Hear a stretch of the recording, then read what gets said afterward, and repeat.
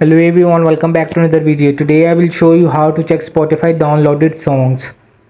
So for this, the first step is to open the Spotify app on this Android device.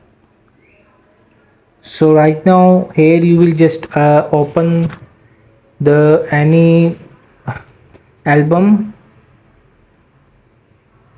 So from here you will just find the downloaded option.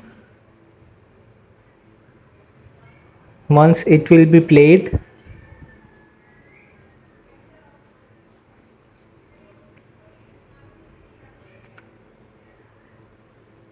so from here you will just click to three dots, and right now here is no option for downloaded. There is only option to add in playlist and share with.